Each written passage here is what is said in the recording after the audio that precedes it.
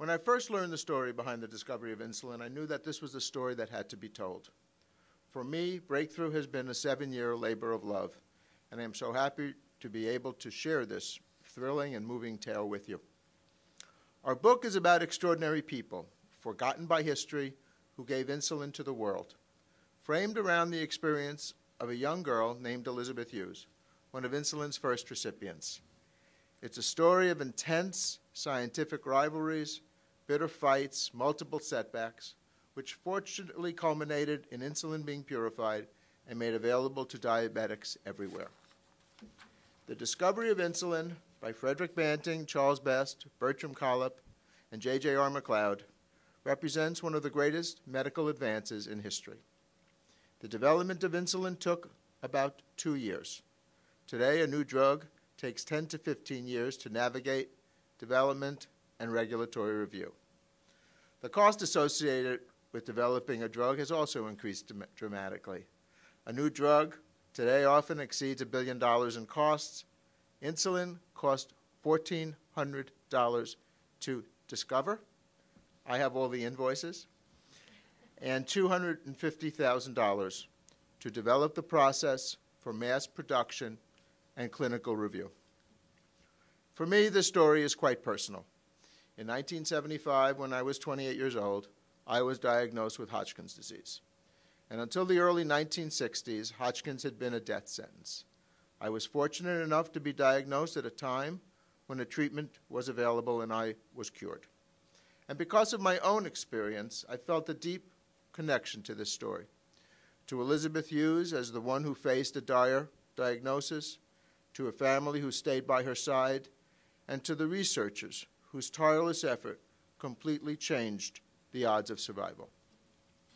The discovery of insulin occurred almost 90 years ago, yet this medical miracle is just as important today as it was on the day it was discovered. In fact, there are today nearly 300 million people with diabetes worldwide. Our story begins in 1919. The youngest daughter of the most famous politician in America has just been diagnosed with what was then a death sentence, juvenile diabetes mellitus. And according to the mortality tables, she would be dead in 11 months.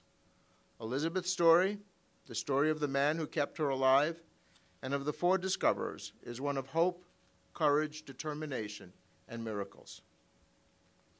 In order to better understand the magnitude of this amazing discovery, it's important to know a little bit more about diabetes and its history. When you have diabetes, your body either doesn't make enough insulin or can't use the insulin it does produce as well as it should. The pancreas, an organ near the stomach, produces the hormone insulin, which helps glucose get into the body's cells to be used as energy. If your body is not producing insulin, then you cannot metabolize glucose. And if you're unable to metabolize glucose, you cannot live. Diabetes is a century-old disease, recorded as far back as 1550 BCE by the ancient Egyptians. Their preferred method of treatment included eating a boiled assortment of bones, wheat grain, and earth. While this may seem absurd, it's actually not that far off from the treatment of the early 20th century. For thousands of years, little more was learned about diabetes. Then in the 18th century, scientists discovered that the sweet, sticky substance found in the urine was sugar. And in the 19th century, scientists isolated the islets of Langerhans, a cluster of cells in the pancreas that secrete a hormone which lowers glucose levels in the blood. This mysterious pancreatic secretin was named insulin. Despite this new knowledge, in 1918, physicians were still helpless to prevent the death of those diagnosed. And while waiting for a miracle cure, doctors turned to a radical starvation treatment to prolong the lives of their patients. This radical treatment was developed by Frederick Madison Allen, one of the leading endocrinologists of the time, also known as Dr. Diabetes. Allen's drastic diet usually kept diabetics alive for months beyond their prognosis, but as living skeletons, Elizabeth Hughes would become one of Allen's most successful patients. In 1918, Elizabeth was a healthy, adventurous girl with a promising future, but within 1 year's time, everything would change. she would begin showing the classic signs of diabetes: insatiable thirst, ravenous hunger, rapid weight loss.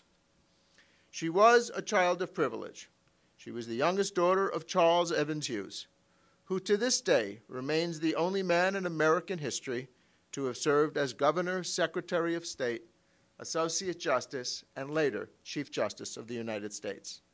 He is also the only justice of the Supreme Court ever to resign his position to run for President of the United States.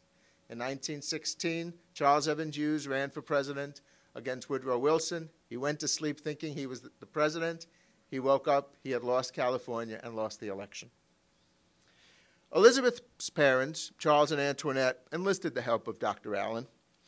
And Allen's notoriety was something of a mixed blessing, like being an excellent and experienced executioner. Imagine Allen having to go to this esteemed politician and his wife and telling them, "Your daughter is going to die." Allen told them that he could prolong Elizabeth's life, but she would never eat normally again. Every single gram of food would be weighed and regulated. Her diet would consist of eggs, cream, bran rusks, and vegetables boiled 3 times to rid them of carbohydrates. At times, she consumed as little as 400 calories a day. Allen's motto was to starve is to survive. This was the horrible decision that families were forced to make, choosing between the lesser of 2 evils for their children. Many medical experts at the time believed that it was more humane to allow their patients to eat themselves to death than to subject them to the torture of the Allen starvation diet. Elizabeth's parents chose to follow Allen's advice and used this most radical of treatments, keeping their daughter alive long enough to benefit from the breakthrough on the horizon. But at the time, Allen and the Hughes families couldn't know that salvation lied ahead with a mediocre graduate of the University of Toronto Medical School. His name was Frederick Banting. And let me share a small story that tells you a little bit about the man Banting was. During World War I, Banting joined the Canadian Army Medical Corps. In the fall of 1918, with his camp under ferocious attack and a piece of shrapnel tore into his right arm, he was immediately ordered into a waiting ambulance. But as stretcher after stretcher of wounded soldiers arrived, Banting disobeyed his superior in order to stay and treat the men. He would stay there, wounded, for 17 hours, during which time his wound became so infected that his doctors threatened amputation. Banting's determination to save lives in the face of seemingly insurmountable obstacles would serve him well in the years to come. After the war, Banting returned to Canada. Having few job prospects, he opened his own medical practice in London, Ontario. He went 28 straight days without having seen a single patient. His income for his first month of medical practice was $4. And in desperate need of funds, he accepted a position as an instructor at the University of Western Ontario. Salary for the position, $2 an hour. But his struggles would lead to his greatest success. At 1 o'clock in the morning of October 31st, 1920, while tediously preparing for the following day's lecture, Banting read through the November issue of a journal named Surgery, Gynecology, and Obstetrics.